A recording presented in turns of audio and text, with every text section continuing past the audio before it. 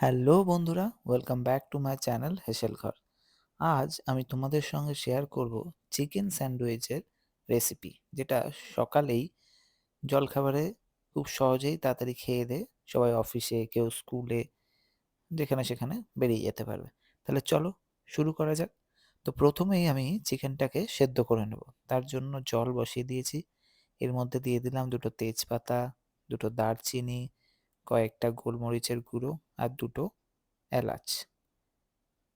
আচ্ছা, এইটা একটু জলটা ফুটে উঠলেই এরপরে আমি চিকেনগুলোকে দিয়ে দিচ্ছি। এখানে আমি হাড়যুক্ত চিকেনই নিয়েছি, তোমরা চাইলে বোনলেসও নিতে পারো। আচ্ছা, এরপরে ঢেকে দিলাম। ঢেকে রেখে দিয়েছি সাইডে, আমার চিকেন সেদ্ধ হয়ে গেছে। এরপরে কড়াইতে দিয়ে দিয়েছি সাদা তেল।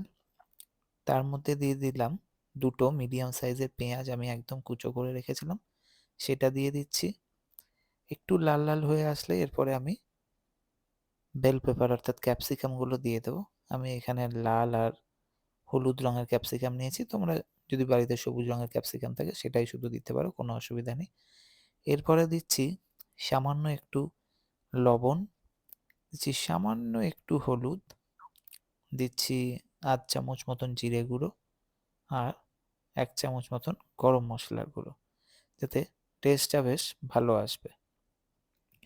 আচ্ছা, এবার আবারও একটু ভালো করে নাড়াচাড়া করার পর এই যে চিকেনটা সেদ্ধ করে আমি ছাড়িয়ে রেখেছিলাম সেটা এর মধ্যে দিয়ে দিচ্ছি। দিয়ে বেশ ভালো করে এবার এটাকে নাড়তে হবে। চিকেন যেহেতু অলরেডি সেদ্ধ করা, আর এটাকে খুব একটা ভাজার দরকার নেই, না হলে এই যে ক্যাপসিকাম বা এগুলোর যে একটা টেস্ট আছে সেটা চলে যাবে। আচ্ছা, এটাকে ঠান্ডা করে নিয়েছি। এরপরে এর মধ্যে দিয়ে দিলাম 2 চামচ মতন মেয়োনিজ আর বেশ খানিকটা টমেটো কেচাপ। এতে টেস্টটা একটু ভালো হয়। আচ্ছা, এর মধ্যে আমি কিন্তু নুন দিয়ে দিয়েছি। আচ্ছা, এরপরে আমি পাউরুটির মধ্যে বাটার লাগিয়ে নেব। আমি এখানে দেখো এরকম বড় সাইজের পাউরুটি নিয়েছি, তোমরা ছোট সাইজের পাউরুটিও নিতে পারো, কোনো অসুবিধা নেই। আর এটা খুব একটা রিচ খাবারও না, তোমরা চাইলে এটা ডিনারেও খেতে পারো। আচ্ছা, আমার রান্না তোমাদের কেমন লাগছে সেটা অবশ্যই আমাকে কমেন্টস করে কিন্তু জানাবে। আর বন্ধুদের সঙ্গে আমার চ্যানেলটি শেয়ার করে যাতে অবশ্যই যেন সাবস্ক্রাইব করে। আর যারা যারা এখনো সাবস্ক্রাইব করোনি তারা সাবস্ক্রাইব করে নাও। আর যারা যারা সাবস্ক্রাইব করেছো তারা কিন্তু অতি অবশ্যই আমাকে জানিও যে আমার ভিডিওগুলো কেমন লাগছে।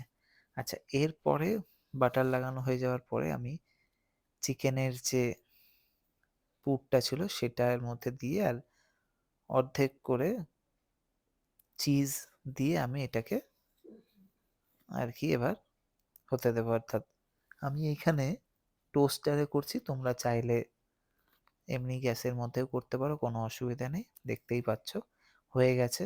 এরপরে আমি একটা পিৎজা কাটার দিয়ে এটাকে ভালো করে আমি কেটে দিচ্ছি। তাহলেই কিন্তু অলমোস্ট আমাদের রেডি হয়ে গেছে চিকেন স্যান্ডউইচ। খুব ইজি, দেখতেই পেলে কোনো ঝুট ঝামেলা নেই, সবাই বানাতে পারবে। এই যে রেডি হয়ে গেছে আমার চিকেন স্যান্ডউইচ। তাহলে আজকে কেমন লাগলো ভিডিও অবশ্যই আমাকে কমেন্টস করে কিন্তু জানাবে। আর তোমরাও বাড়িতে বানাও আর আমাকে জানাও কেমন হয়েছে। আজ আসি, আবারও দেখা হবে পরবর্তী একটি ভিডিওতে। টাটা।